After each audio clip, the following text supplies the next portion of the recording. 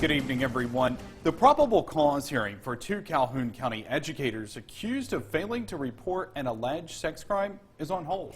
Judge Kelly Luther issued a continuance because the prosecutor in the case, Kevin Howell, also serves as a public defender in Calhoun County.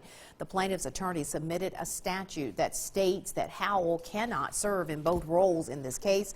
Late this afternoon, Judge Luther appointed Adam Kirk as the new prosecutor. Today's hearing stems from a case that started, you may remember, back in April of last year when the Calhoun County School Superintendent Mike Moore and former Bruce High School Principal Mike Gillespie were charged with failing to report an accusation that former Bruce High School coach and teacher Lorraine Jordan Jr. had inappropriately touched an 8th grade student.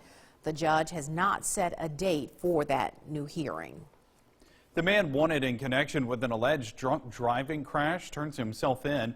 Roger Stephen Ray is charged with aggravated DUI and felony possession of a controlled substance. Monroe County Sheriff Cecil Cantrell says Ray's attorney brought the suspect to the Sheriff's Department. The investigation started after a head-on crash late last week. Cantrell says the driver of the other vehicle was seriously injured and Ray is accused of being intoxicated at the time of the collision.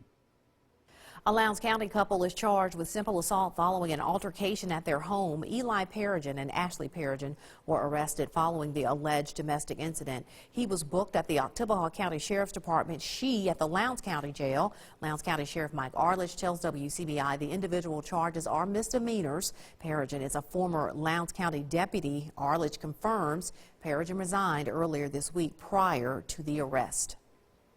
An alleged drug deal is broken up, landing 4 people in jail and a little girl in child services. Monroe County deputies arrested Don Anderson along with Joseph Gilmore, Ashley Miller, and Jesse Gibson. Yesterday, investigators say the 4 were at a home on Metz Road near Highway 6, but when deputies closed in, Anderson drove away in a vehicle. After a brief chase, he was caught and charged with felony fleeing charges along with the possession of sale of meth and possession of a weapon by a felon. Gilmore, Wilson, and Gibson face similar charges. Sheriff Cecil Cantrell says a child was also present during the alleged drug deal, meaning Anderson and Miller will also face child abuse charges. Child Services plans to test the girl for any traces of methamphetamines. Time now to turn our attention to weather, and Chief Meteorologist Keith Gibson joins us for the first look at our forecast. Joey, some pretty nice weather out there right now. Looking back to the west, and wispy cirrus clouds, mainly clear. Temperatures cooling down as expected into the mid to upper 40s locally. It's been warmer to our south today. Will be warmer tomorrow, but this evening 40s now, then some 30s. We'll bottom out in the lower 30s tonight. So pretty cool once again with clear skies. Mid to low 30s for lows here for our Thursday night. Now let's talk about our Friday. Clouds start to fill back in. We'll have a chance for some showers in about 24 hours, but we should get back in the low 60s. Your soggy weekend forecast in just a few minutes. Some lawmakers want to make sure colleges and universities in the state are following the law when it comes to where people can carry concealed weapons on campus. Universities have their own policies, in some cases limiting spaces where people can carry guns, but a new law would overrule that. House Bill 1083 allows people who have a permit for enhanced concealed carry weapons to file suit if they are not allowed to take those guns anywhere on campus. The bill passed the House Wednesday. Reaction from university presidents has been firm. Today, MUW President Dr. Jim Borsig expressed his concern in the statement, saying the proposed legislation will lift the IHL Board of Trustees' authority to set policy. Right now, the IHL has a policy in place that prohibits weapons in specific non-public campus areas. Borsig says allowing weapons in sensitive places would put the university community at risk. We caught up with some students at MSU to find out what they think. Now, if it's things like a pocket knife, it doesn't really bother me, but if I'm finding out that people are maybe carrying around a pistol or something like that in their backpack, yeah, that could be concerning. I think that's an issue that you should have, taken up with the exec board beforehand, before you try to feel like you need to, take matters into your own hand. I don't see that being a big enough issue to press through a legislative I need protection in class. It's a classroom. HB 1083 has been held on a motion to reconsider table. It will move on to the state Senate. Well, it's been a long 5-year wait for people in Webster County, but a new courthouse is finally under construction in Walthall. The new building will be along Highway 9 instead of the site of the original courthouse in downtown Walthall. The project has taken some time to get started, but area leaders say the construction is a step forward. We had hoped that they would be able to restore and keep the courthouse and add on and supplement and make that still the center of the community. And instead, we're getting a new courthouse, but we are tickled that we are and that it's finally under construction and that it's here in Walthall, as it should be. City and county leaders tell us the courthouse should be finished in 2019. Well, the new courthouse may be under construction, but an empty lot is now left in the middle of Walthall. But thanks to a grant from the state government, it won't be empty for long. Yeah, our Parker King finds grants are providing seed money for growth in small towns like Walthall. He joins us in the studio with more. This isn't just free money. It takes a team effort from both the town and the county. And Walthall is a great example of a town with a need coming out on the other side with a nice check. We've been very fortunate to receive several grants here over the years. Small towns like Walthall are rolling in big bucks to complete projects that wouldn't be possible otherwise. Thanks to a grant from the Mississippi Department of Transportation, the old Webster County Courthouse site is soon to be the county's latest public park. It really has saved us because we ended up with a demolition site in the very heart of our community. And with that grant, we're able to keep pieces and parts of the original courthouse. Walthall's volunteer fire department has also seen some of this income. In November, a large grant from FEMA gave the department a wardrobe change. The grant was $111,000, which is a substantial amount for our department. The money went to supplying all of our firemen with brand new gear, head to toe. Which came at the perfect time to help Walthall fight a Webster County house fire on Monday. And their old equipment was outdated by 5 years. Without grants, paying for something like new equipment and building projects would take decades. For a small fire department like us and our tax base, we just don't have the funds to be able to go out and make a single purchase like this. It makes all the difference in the world. I mean, our budget is small, and it gives us this asset where we're taking, what was lemons and making, wonderful lemonade out of it. Communities like Walthall understand how competitive the selection process can be, but they say there's no point in not trying. You're not ever going to get anything unless you apply for it. In Walthall, Parker King, WCBI News. Looking forward, Walthall Fire Department has just reapplied for the same grant in hopes of buying a super tanker. And though it's not really relevant, the town of Walthall is about to get a Dollar General. Totally relevant. I love Dollar General. But anyway, I love this little boy more. A 3-year-old Columbus boy and a police officer being hailed as heroes. We find out what brought this dynamic duo together when we come back. Welcome back, everyone. In an emergency situation, when minutes, even seconds count, it is difficult for the average adult to spring into action. This is true. Fortunately, that wasn't the case for 3-year-old Ethan Craddock. He knew just what to do. Our Victoria Bailey joins us live with this remarkable story of a boy saving his mother's life and the folks that helped. That's right, guys. Officer John Tulipan with the Columbus Police Department responded to a sign for help while on patrol at the end of January. Now, in responding, he found that he had an unlikely partner. Ethan Craddock is officially a hero. When I seen Ethan, that's the first voice I heard. He was like, I call everybody, I saved my mom's life or whatever. And then I couldn't just respond, but I could hear what he was saying. On January 27th, Ethan's mom, Frandesia Craddock, suffered a seizure while home with him and his 2-month-old little brother. But it didn't matter. Ethan knew what to do. He was the one to call 911. And he told the 911 people that my mom fell out the bed and she can't breathe. He called his aunt and told her, then he hung up and called his grandma.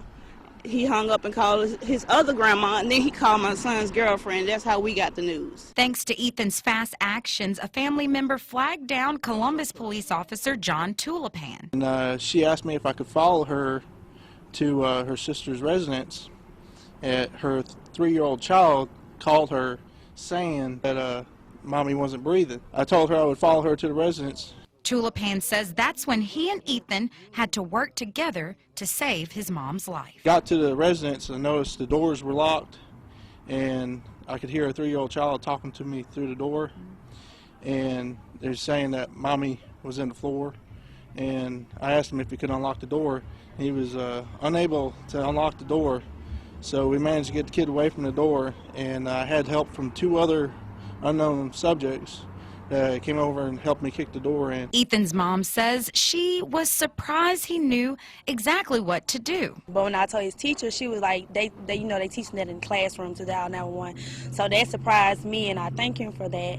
And another thing, I didn't know he know my password to my phone. So therefore, he must have been paying attention to me and, got in the phone and to call. And I really thank him for that. He didn't panic. Tulipan says for his amazing response to the call of duty, he made Ethan an unofficial part of the squad. Brought Mr. Ethan his gift bag and showed him what everything did. I had a little police kit. It had a little radio on there and a little badge and a little ID holder for him, and where he could put his picture on the ID and put his name in there and make up a little badge number for him. Look what you did. You turned the blue lights on. You got to... Now, Officer Tulipan was recognized at the Columbus City Council meeting on Tuesday for his outstanding work in the community. In Columbus, I'm Victoria Bailey for WCBI News. Guys. Columbus Exchange Club members had the chance to hear from members of the Lowndes County Narcotics Task Force during today's luncheon. Captain Archie Williams spoke with members about the department's K-9, Stanley, and how important of a tool he is for law enforcement. The K-9 even had the chance to display some of his skills today during a narcotics search and apprehension demonstration. Stanley is currently the only K-9 with the Lowndes County Narcotics Task Force. Across the region this evening, we got some widespread 40s here in our area, but tomorrow we should moderate things back into the low 60s. Rain chances go up, though, for the weekend. More after the break. Stay tuned.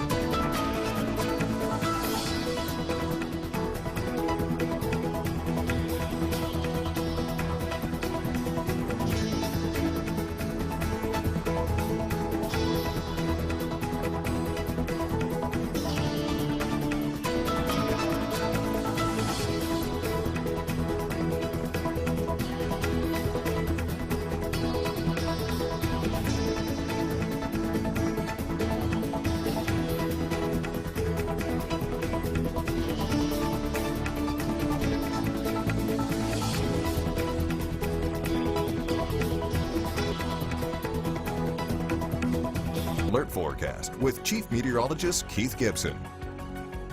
Abundant blue sky out there today. Look at our Alpha Insurance time lapse from downtown Columbus looking back to the west. Some cirrus clouds coming on in. Perfect timing there, Mother Nature. Thanks a lot for those. We had a great sunset. No rain out there today, obviously, but we actually do have some rain on the radar south of New Orleans. Showers down there along the Gulf Coast. Those will be moving in here as we get into tomorrow evening. And up to the north, we have snow from the high plains into Chicagoland right now. And there's a big winter storm that will get going later tonight and continue tomorrow. A stripe of maybe 6 to 12 inches of snow, if not more, up there. But down here, we will be warm, and we will see all rain as we go throughout the course of the weekend. A swath of 1 to 3+ inches again from late tomorrow through Sunday. Now, tomorrow or Friday, we should start out around 42 at 8 o'clock. A fair amount of sunshine initially, and then the clouds will build on in, thicken up, and we will become overcast, and some showers will be possible around here by tomorrow evening. But I think we'll squeeze out some low 60s around 62 in Tupelo, 62 in Brew, 62 up there in Corinth for our Friday. Down to the south along the Golden Triangle area, we are looking at temperatures into the lower 60s as well, around 63 in Columbus, and for you in West Alabama too. Increasing clouds, dry for most of the day. Let's just say dry through mid-afternoon, and then after that, all bets are off. as some of that moisture will creep on in from the south. Let's show you that with Futurecast. You can see tomorrow morning at 8 o'clock, basically clear around here, although some high cirrus clouds could give us a very nice and colorful sunrise. We'll see about that. Clouds, though, thicken and advance, and there are those showers here by late tomorrow afternoon around the region.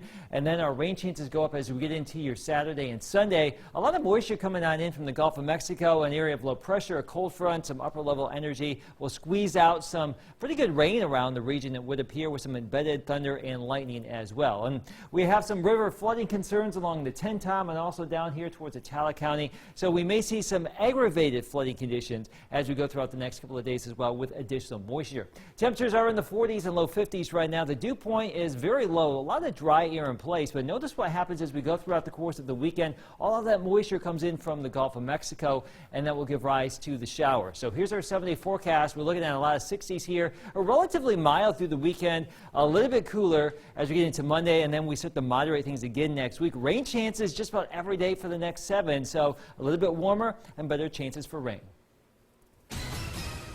Baseball season is just 1 week away. We check in with the Rebels coming up next in sports. Sports with Tom Ebel is brought to you by your local Ford dealers. Go further. Believe it or not, we're just over a week to go until the first pitch of the 2018 baseball season. The SEC coaches poll released today with the skippers naming who they believe will be at the top of the conference. We'll start with the SEC West. Arkansas chosen to win the West this year among SEC skippers. Texas A&M 2, Ole Miss at 3, defending champ of the SEC West. LSU coming in at 4, Mississippi State at 5. That's an interesting call, having the Bulldogs with the amount of returning talents they have coming in at 5. Auburn at 6, and Alabama rounding out the SEC West at 7. And then taking a look at the East, Florida at number 1. They're the defending national champions, so they get the call as number 1 in the East. Also, the SEC coaches chose the Gators to win the SEC yet again this year.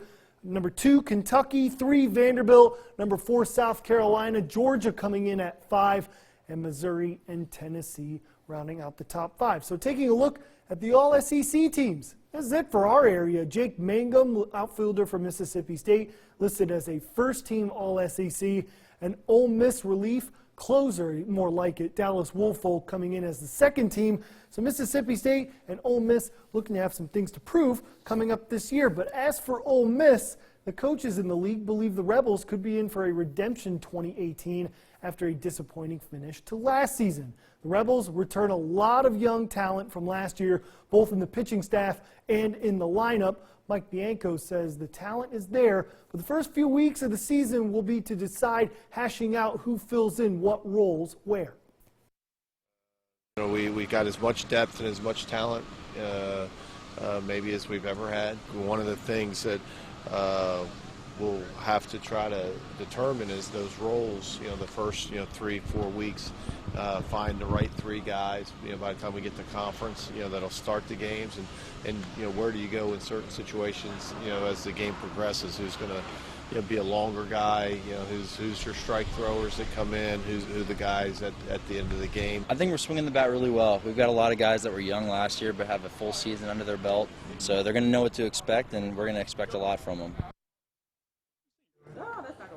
Signing day continues into Thursday. Hamilton's Carl Bailey signed the dotted line to continue his football career at Arkansas Baptist College in Little Rock next season. Bailey also had 2 other offers from Mayville State University and Birmingham Prep. This past season, Bailey finished with 51 total tackles, 3 forced fumbles, and 4.5 sacks. Arkansas Baptist recruited Bailey as a defensive end and is excited to continue the game he loves to play. It's a dream come true to still to play football at the next level. They just had a lot of players come to me saying how fun it is up there. So that really interested me in going there and playing for them. There's not anything that can make you more proud than that right there. Is the person that he's become more than the football player. And that's my biggest thing with him. He's become a great person, and now he's getting the opportunity to play at the next level. So big congrats to Carl. I know a lot of people, someone actually called 2 minutes before the show looking for the Mississippi State basketball game. It's unfortunately not on cable today, but the score is 29-21. Bulldogs lead over Florida. We'll have highlights coming up at 10 right Keep here. us updated. I will. All right, sounds good. We'll be right back.